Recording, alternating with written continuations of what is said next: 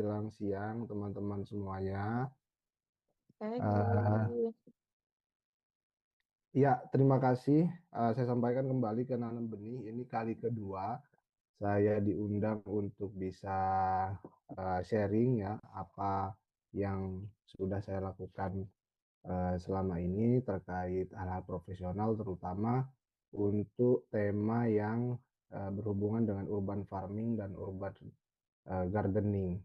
Jadi luar biasa, saya pengen apresiasi dulu yang sebesar-besarnya pada Nanam Benih karena dari awal memang konsisten untuk tetap mengangkat isu-isu yang berkaitan dengan pertanian perkotaan yang juga sampai sekarang saya juga masih terus belajar untuk bisa memberikan influence ke semua teman-teman yang ada di sosial media maupun di tempat saya tinggal di sekitar, bahwa pertanian perkotaan itu punya dampak yang sebenarnya luar biasa, meskipun aksinya mungkin banyak dipandang bahwa ih ngapain sih kok cuma bertani di lahan sempit, dampaknya akan seperti apa gitu. Banyak orang yang masih menyepelekan pertanian perkotaan, tapi mungkin nanti di beberapa slide saya akan coba sampaikan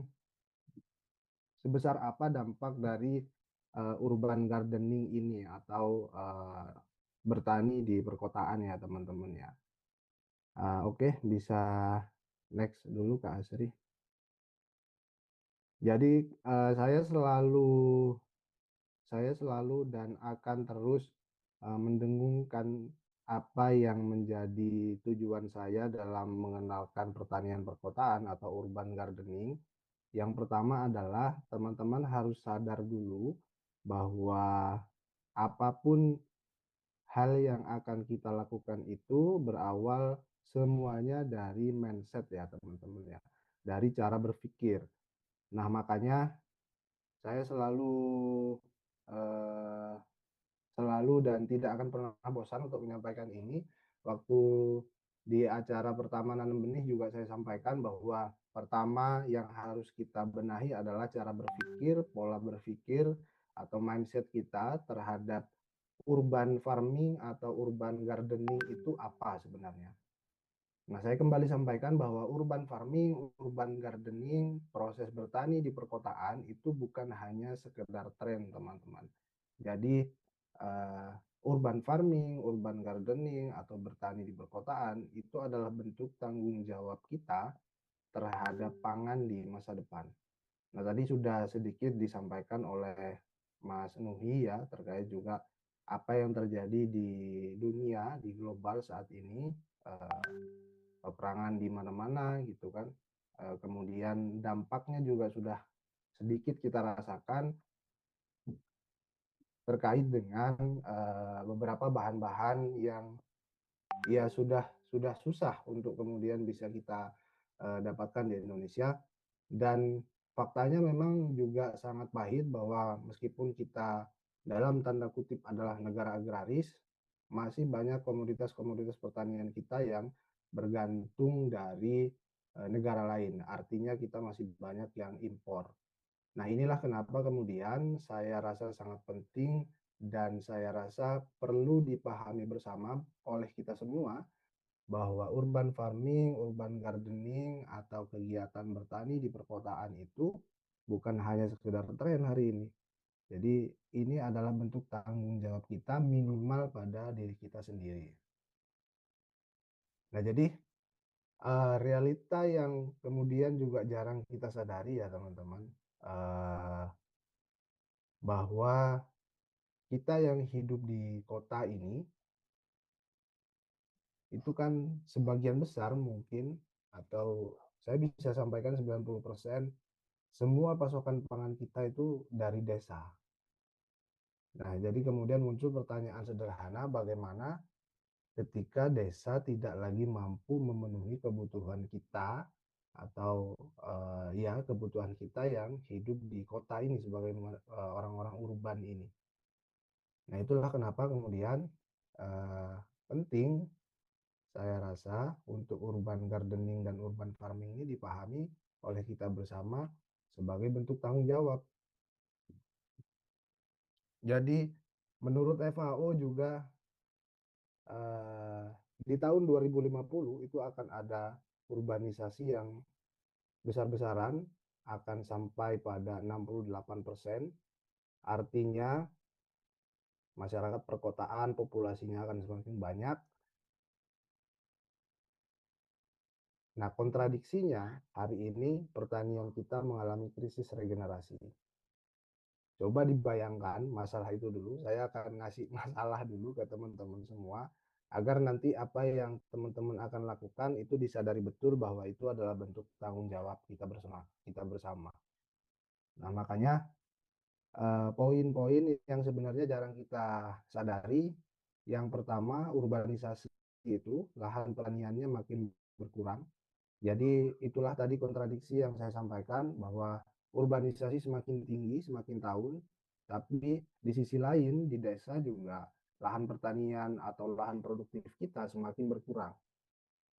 Kemudian ketergantungan tinggi pada supply chain sepanjang. Nah, ini yang menjadi berbahaya sebenarnya. Kenapa masyarakat perkotaan sangat tergantung pada masyarakat perdesaan, artinya petani-petani yang di desa. Sebenarnya bukan pada wilayah komoditasnya, tapi pada akses distribusi yang sangat panjang, teman-teman. Jadi kalau teman-teman tahu, mungkin ada yang keluarganya tinggal di desa dan menanam apa seperti itu, bisa ditanyakan bahwa sebenarnya silakan tanyakan harga, misalkan hari ini di Jawa Timur itu kemarin sempat harga cabai itu sempat menyentuh harga 120.000, teman-teman, di pasar ya. Itu untuk 1 kilo cabai itu 120.000. Nah, itu bisa ditanyakan di petani itu kira-kira harganya berapa. Nah, itu. Jadi kadang tidak semua komoditas pertanian yang eh, harganya melonjak tinggi. Katakanlah cabai itu tadi studi kasus kita per kilonya 120.000, tapi di petani tidak mendapatkan harga yang setinggi itu sebenarnya. Meskipun ada kenaikan, tapi bisa saya katakan biasanya rata-rata untuk harga di petani ketika harga cabai 120.000 di pasar, itu petani hanya kebagian 80 atau 85.000 per kilonya. Itu harga di lahan. Nah, itu sedikit studi kasus yang bisa saya sampaikan terkait terkait masalah komoditas-komoditas akses distribusi yang memang menjadi hambatan para petani kita hari ini. Jadi akses atau distribusi yang sangat panjang, jadi itu yang membuat kadang suatu komoditas itu harganya sangat melambung tinggi, teman-teman. Jadi saya sampaikan satu lagi, misalnya seperti cabai itu tadi. Cabai itu yang dikonsumsi oleh masyarakat Jakarta itu mayoritas dari daerah Jawa Timur, teman-teman. Kalau teman-teman belum tahu. Jadi Jawa Timur itu ada beberapa daerah yang menjadi sentra produksi cabai seperti Jember, Probolinggo, kemudian Malang juga termasuk. Nah, jadi bayangkan saja dikirim dari Malang atau dikirim dari Jember eh, sampai ke Jakarta itu butuh ongkos logistik dan butuh ongkos distribusi yang lumayan gitu loh. Artinya memang itu yang menjadi kendala kita sebagai masyarakat urban hari ini yang sangat ketergantungan pada akses distribusi atau supply chain yang sangat panjang dari pertanian kita. Kemudian krisis pangan itu tadi bukan soal stok atau bukan soal komoditas sebenarnya, tapi proses distribusinya dan aksesnya yang sangat panjang. Kemudian kota itu tadi konsumen terbesar, tapi kita produsennya paling kecil. Jadi kenapa? Sebenarnya kan urban farming atau urban gardening ini kan sudah isu yang cukup lama ya. Artinya eh, prosesnya bukan baru-baru ini dilakukan, tapi sudah sangat lama ini. Nah, tapi karena banyak masyarakat kita, banyak orang yang masih menganggap ini tren, jadi ya namanya tren kadang naik, kemudian ketika sudah bosan, ya mereka tinggalkan begitu. Nah, saya nggak mau di di di kita atau siapapun yang hadir hari ini di nanam benih ini, saya nggak mau ini hanya dianggap sebagai tren, tapi mari kita berpikir atau mari kita pahami betul bahwa urban farming, urban gardening ini adalah bentuk tanggung jawab kita bersama. Oke, next.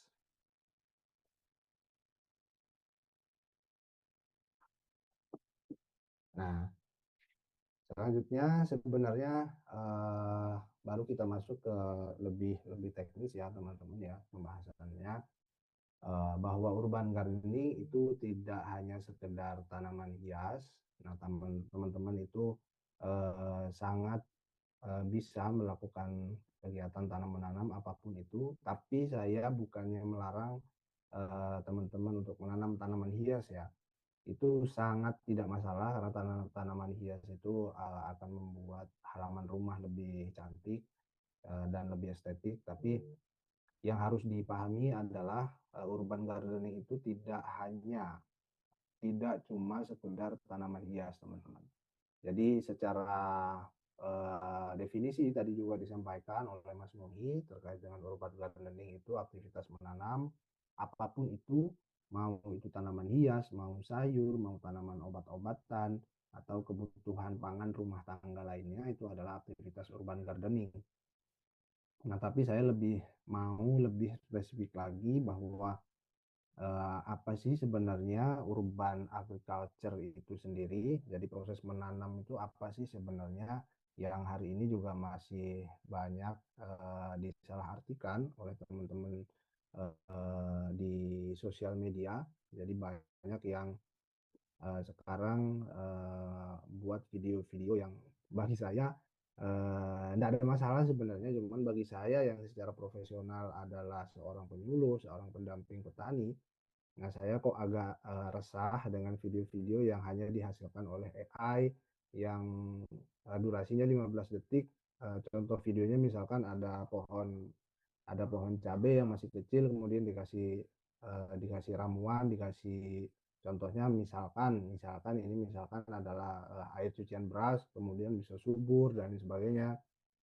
Nah, itu kadang ini membuat salah paham atau membuat pengetahuan tentang pertanian itu jadi tersesat gitu teman-teman.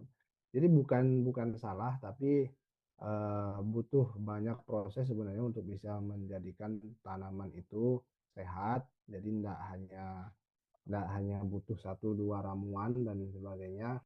Nah, yang tadi Mas Nuhi sampaikan, jadi bahwa pernah menanam kemudian gagal, nah itu nggak ada masalah bagi saya. Semuanya butuh proses belajar. Saya pun sampai hari ini tidak 100% berhasil, Mas Nuhi, ketika menanam tanaman. Jadi semuanya di pertanian itu kita butuh belajar teman-teman sampai kapanpun karena pertanian akan sangat dinamis, tidak melulu satu teori akan selalu relevan sepanjang masa begitu kalau di pertanian. Jadi makanya di pertanian itu butuh inovasi, butuh modernisasi, butuh teknologi dan lain sebagainya. Karena kondisi tanah, kondisi cuaca terus berubah. Jadi kalau pertanian tidak beradaptasi dengan itu, dengan teknologi, dengan inovasi dan lain sebagainya juga tidak akan efektif eh, proses pertanian kita. Nah, jadi kalau simpel saya sampaikan bahwa urban gardening tidak hanya sekedar tanaman hias, teman-teman. Teman-teman bisa bisa eh, memilih beberapa jenis tanaman, mau itu tanaman sayur, obat, atau kebutuhan tanaman rumah tangga lainnya.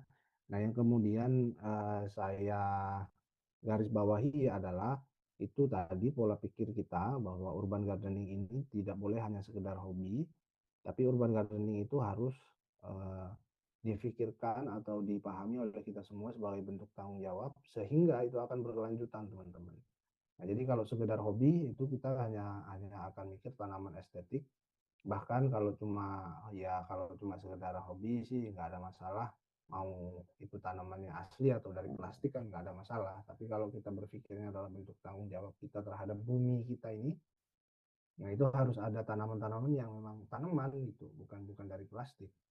Ada ada beberapa jenis tanaman yang bisa ditanam banyak sekali dari teman-teman semua.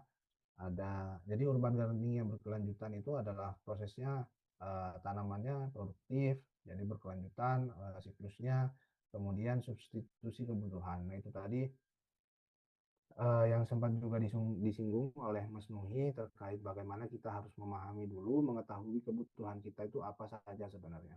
Nah, nanti akan saya sampaikan beberapa, eee, salah kaprahnya urban gardening dan urban farming yang sampai hari ini juga masih banyak di-framing di sosial media kita bahwa urban farming harus harus banyak menanamnya gitu, semuanya harus ditanam.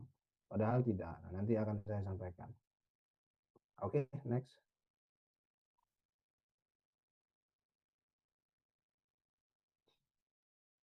Nah, ini makanya saya bilang, tadi di awal bahwa masih banyak yang menganggap sepele urban gardening, urban farming, atau proses bertani di perkotaan.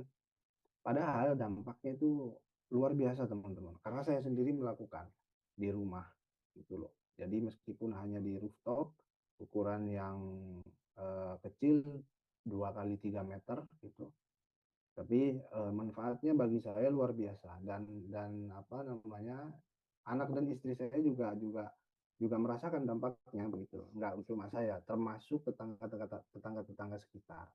Nanti saya akan sedikit cerita. Jadi aksi kecil dampak besar ini bisa dilihat dampak lingkungan.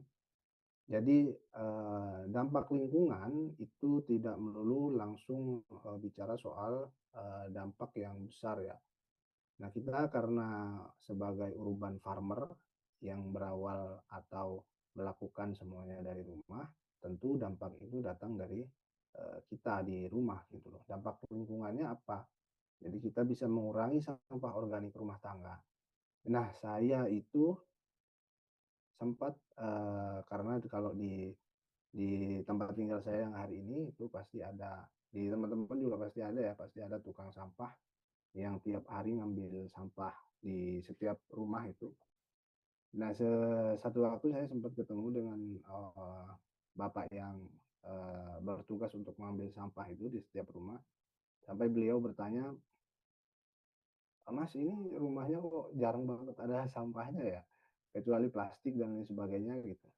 Karena, eee, saya mencoba teman-teman memanfaatkan sampah-sampah organik yang bisa, eee, digunakan untuk kebun saya di rumah. Jadi contohnya kayak kulit telur, kulit buah-buahan, mau itu pisang, semangka, nanas, dan lain sebagainya, itu sangat bisa kita manfaatkan untuk kebun kita sendiri di rumah. Kemudian menekan jejak karbon itu sudah pasti memperbaiki mikroklimat rumah. Ini yang jelas. Dulu awal saya menempati rumah yang saya tinggali ini, saya nggak pernah melihat yang namanya, capung, teman-teman. Nah, ini nanti teman-teman yang melakukan juga pasti akan relate dan juga, akan sadar bahwa capung, kupu-kupu itu sebenarnya, mereka kan datang ke tempat-tempat yang memang sesuai dengan iklim mereka gitu. Nah, kadang kita nggak sadar, eee, capung itu sebenarnya luar biasa. Jadi kalau nggak ada capung, teman-teman hati-hati di rumahnya atau di lingkungan sekitar nggak ada capung, itu nggak akan ada yang makan, jentik-jentik nyamuk. Jadi populasi nyamuk akan banyak di sekitar situ. Jadi makanya ketika saya mulai nanam, saya mulai berkebun sederhana, cuma beberapa polybag. Nah, itu kupu-kupu mulai datang, kemudian capung mulai ada. Dan itu kerasa gitu loh teman-teman. Jadi kadang nyamuk itu awal dulu saya tempatin rumah ini, saya sampai beli raket nyamuk teman-teman. Jadi saking banyaknya nyamuk. Nah, tapi eh, ketika berkebun ada capung ya mungkin nggak terlalu banyak kemudian langsung dirasakan dampaknya, tapi itu berangsur-angsur. Teman-teman akan merasakan itu ketika melakukan. Pasti itu, saya jamin 100% ketika teman-teman melakukan, teman-teman akan rasakan sendiri dampaknya. Itu sebenarnya yang memperbaiki mikroklimat rumah. Jadi ekosistem kecil yang kita bangun itu juga akan membantu hewan-hewan untuk kemudian bisa menemukan kembali rantai makanannya sebenarnya. Dan itu asik teman-teman. Saya sudah merasakan sendiri gitu. Ada kupu-kupu, ada ladybug, ada capung gitu. Kadang burung juga mampir.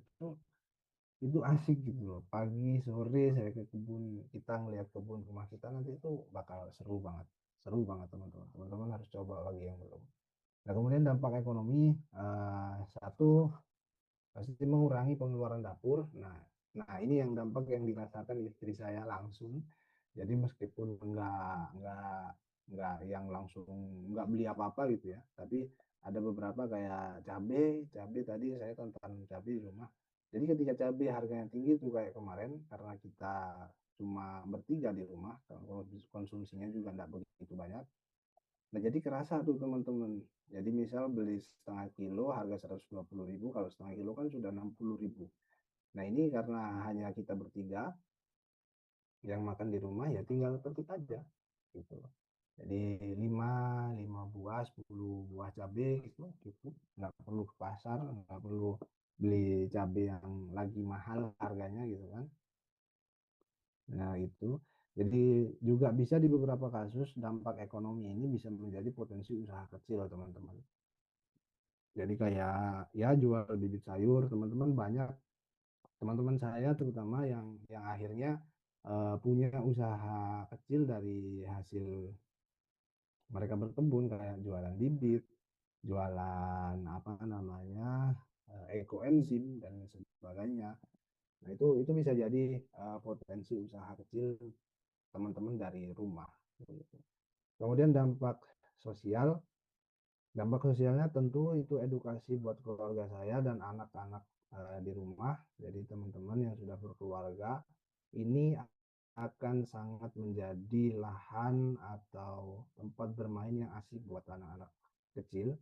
Jadi sangat bisa menjadi tempat edukasi buat keluarga. Kemudian untuk komunitas juga. Komunitas tidak hanya sekedar komunitas uh, besar, tapi komunitas termasuk tetangga-tetangga sekitar. Jadi komunitas lingkungan sekitar itu luar biasa berdampak. Maksud saya ketika misalkan tuh kemarin saya sempat karena sawi saya nanamnya terlalu banyak ya. Itu makanya teman-teman juga harus hitung kebutuhan. Saya nanam sawi sekitar 20 polybag kemarin dan terlalu banyak saya pikir. Nah, saya bagi-bagiin tuh ke tetangga teman-teman. Jadi akhirnya nggak cuma keluarga saya sendiri yang bisa menerima dampaknya, tapi saya juga bisa sharing dan kepuasannya tersendiri teman-teman ya. Kalau bisa sharing dari hasil kebun kita sendiri. Oke, next.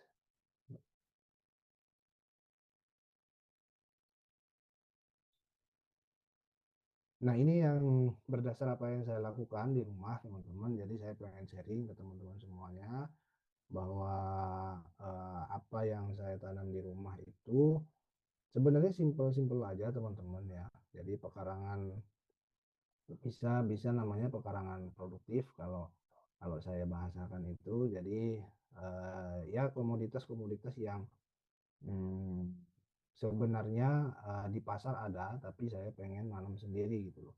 Tapi mungkin mungkin ini apa yang saya tulis komoditas di sini belum semua langsung bisa dilakukan oleh pemula. Jadi kayak cabai, tomat, itu mungkin butuh fase belajar dan butuh kesabaran sebenarnya.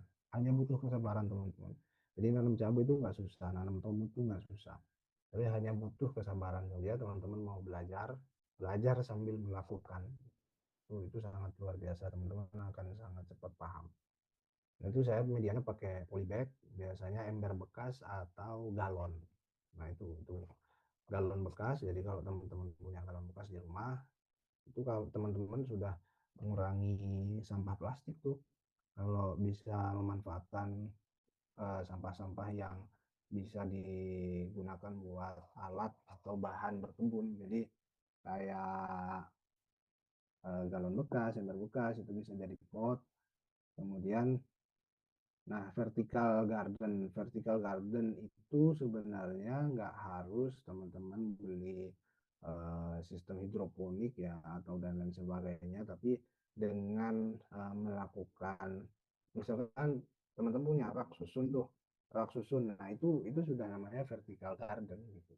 Tinggal teman-teman sekreatif teman-teman aja untuk melakukan yang namanya vertical garden. Nah, itu tinggal ini. Jadi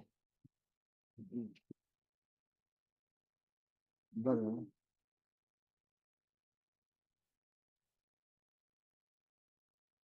iya.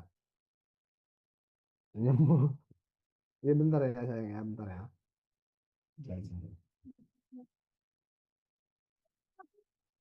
Iya. Nah, jadi kemudian itu sistem dapur, sistem, ya, sorry teman-teman. Jadi, ya saya lanjutkan. Nah, yang ketiga ada sistem dapur ke kebun, namanya sistem dapur. Makanya saya tadi sampah-sampah organik yang dari dapur biasanya saya minta istri saya buat pisahin sampah organik dan non organiknya, jadi bisa langsung saya gunakan, entah itu jadi pupuk atau jadi ekoenzim dan lain sebagainya. Nah, kemudian micro farming.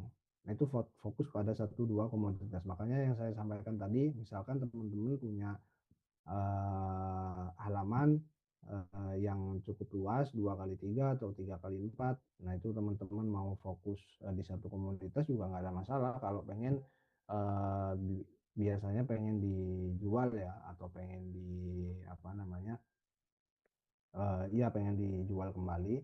Nah, teman-teman bisa fokus di satu dua komoditas di halaman teman-teman gitu.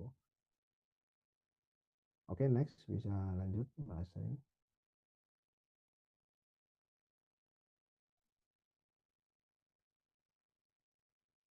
Nah, jadi ini teman-teman kalau sudah mulai mulai dimulai di rumah, kemudian mulai dari dasar yang gampang-gampang dulu, misalkan nanti bisa bisa lanjut ke level selanjutnya, apa namanya, dari mulai nanamnya sayuran gitu kan, kemudian buah-buahan, ada juga tanaman herbal. Tanaman herbal itu bukan cuma ini ya, bukan cuma jahe, kunyit dan lain sebagainya, tapi banyak sekali jenis tanaman herbal teman-teman, kayak kumis kucing, kemudian apa namanya, putri malu juga termasuk tanaman herbal teman-teman.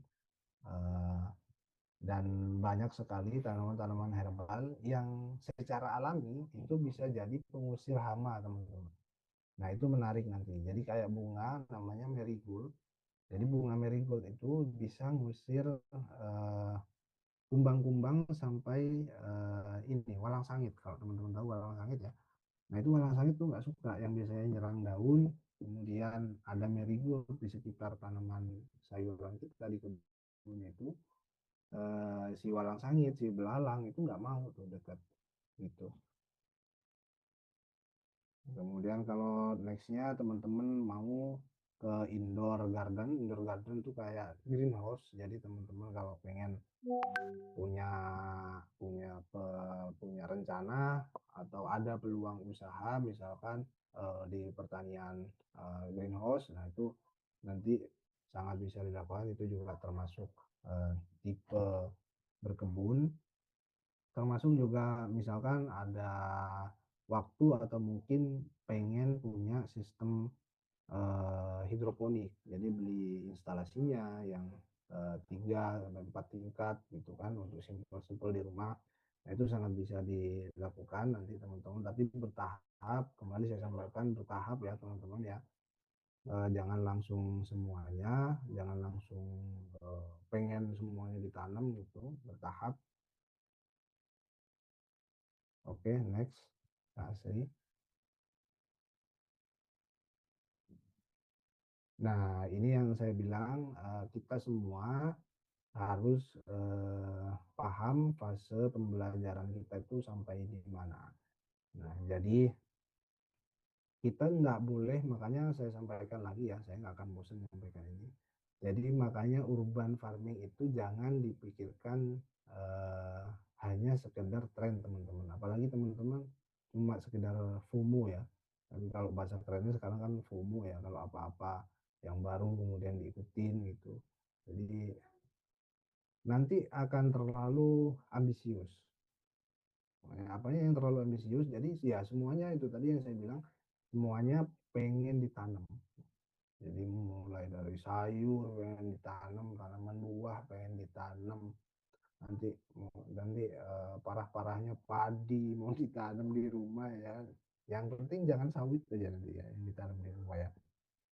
Jadi jangan jangan FOMO teman-teman. Jadi harus bisa ngukur, sadar bahwa fase kita baru baru pembelajaran. Ya tanam 3 4 gitu udah oke teman-teman. 3 4 jenis tanaman yang gampang, yang mudah tumbuh dulu.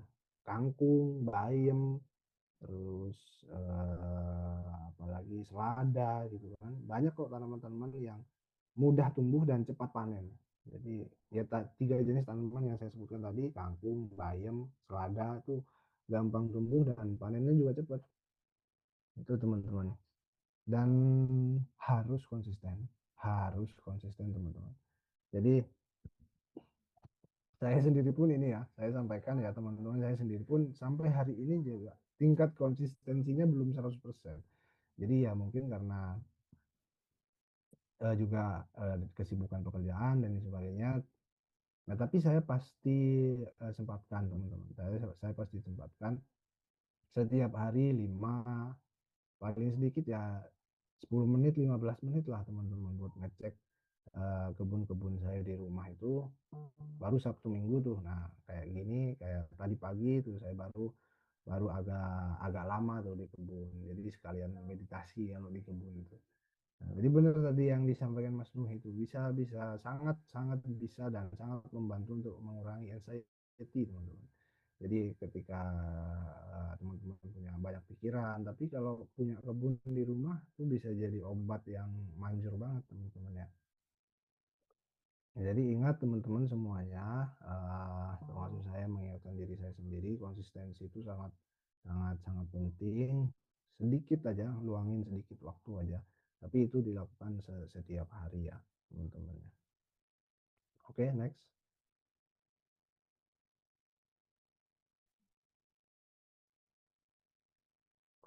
Ya, ini makanya saya bilang urban gardening itu atau urban farming, kegiatan bertani di perkotaan itu sangat penting hari ini.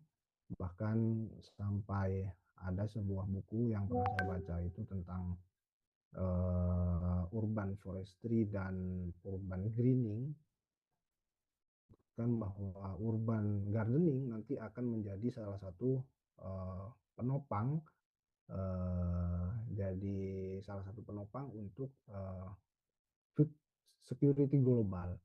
Jadi bayangkan teman-teman, setiap orang di kota hari ini punya kebun pangan sendiri gitu loh. Jadi apapun yang terjadi di dunia global itu tidak akan sangat berpengaruh buat orang tersebut, terutama masalah pangan. Jadi misal di rumahnya ada cabai, di rumahnya ada bayam, kemudian di rumahnya ada tanaman buah yang lain yang bisa ditanam di pot kayak kelengkeng dan sebagainya. Nah itu tenang teman-teman, dan itu juga saya rasakan. Contoh simpel saya tadi, yang saya sampaikan tadi, cabai harganya 120.000, tapi karena saya nanam cabai ya bukan masalah buat saya buat buat bikin sambal tiap hari gitu kan. Oke, jadi itu kemudian kota tidak bisa selamanya bergantung pada desa teman-teman. Makanya saya sampaikan tadi, sampai sejauh ini kota masih menjadi konsumen terbesar tapi produsennya paling sedikit.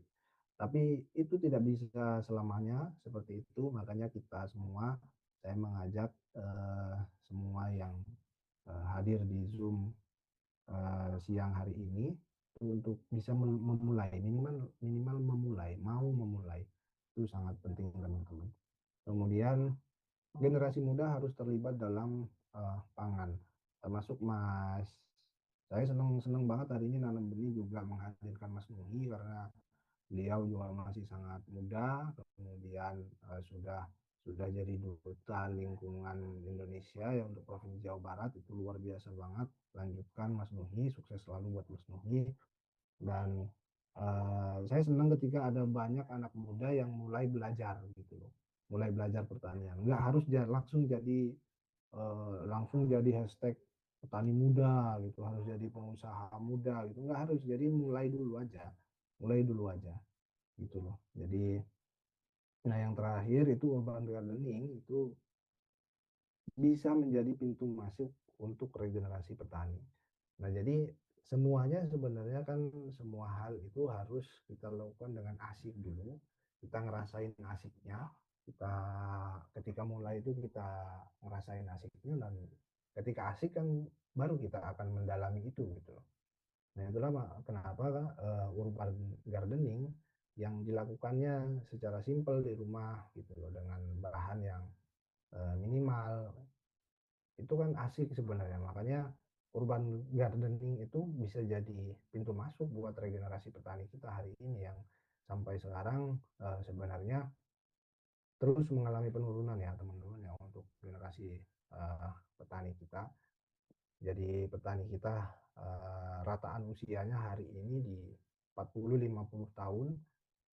Jadi tidak ada yang di bawah itu, nggak ada, maksudnya sangat kecil petani-petani kita yang usianya masih produktif di angka 30 sampai 35 tahun. Nah, saya berharap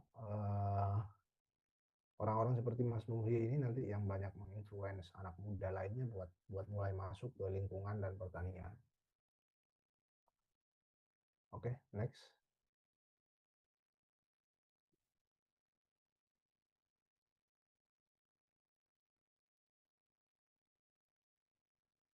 Nah, ini saya pengen ngajak teman-teman semua, kita semua coba merenung sebentar. Coba masukkan pertanyaan ini ke dalam benak kita semua. Jadi misalkan ya, jika petani hari ini berhenti produksi teman-teman, itu kira-kira kota akan bisa bertahan berapa lama? Jadi misalkan sekarang petani ini nih mogok nih, mogok bertani semua nih misalkan. Nah, kira-kira stok pangan kita masyarakat kota tuh bisa bertahan berapa lama ya? Sedangkan komoditas pertanian itu mayoritas itu usia simpannya atau daya simpannya tidak lebih dari 1 hari.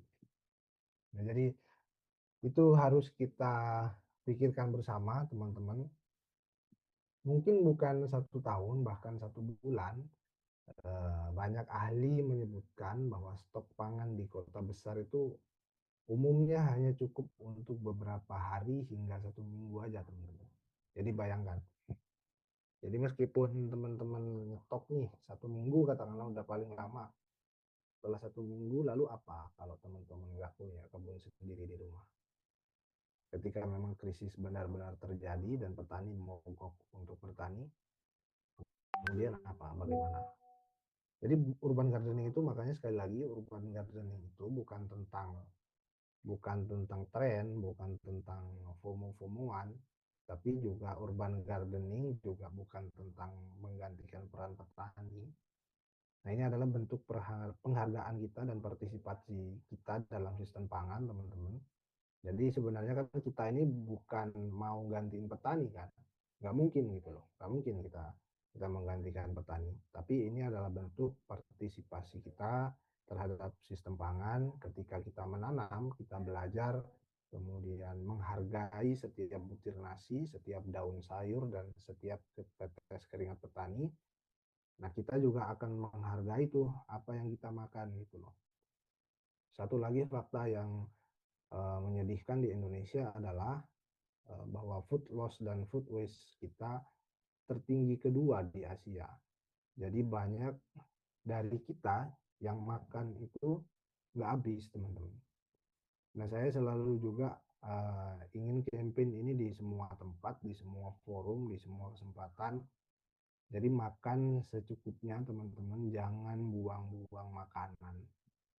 Nah, jadi, ketahanan pangan itu sebenarnya sekali lagi bukan hanya soal stok, bukan hanya soal angka produksi, tapi bagaimana kita bisa benar-benar menjaga keamanan pangan kita dengan tidak membuang-buang makanan. Oke teman-teman, saya pengen ngajak semuanya yang hadir hari ini untuk berkomitmen ke diri kita sendiri masing-masing. Mulai sekarang nggak boleh buang makanan teman-teman. Oke, nah oke next Kak Asri. Jadi mungkin ini slide terakhir yang saya sampaikan. Jadi saya kembali sampaikan apresiasi yang setinggi-tingginya ke Nanam Benih, luar biasa forum-forum seperti ini. Semoga juga banyak dilakukan oleh komunitas-komunitas yang lain dan melahirkan banyak anak muda seperti Mas Nuhi yang juga bersemangat baik itu di pertanian, di lingkungan dan uh, di yang punya dampak sosial yang luar biasa buat masyarakat kita. Oke, terima kasih banyak. Mohon maaf apabila apa yang saya sampaikan uh, banyak kesalahan. Terima kasih teman-teman atas perhatiannya. Saya kembalikan ke Kak Asri.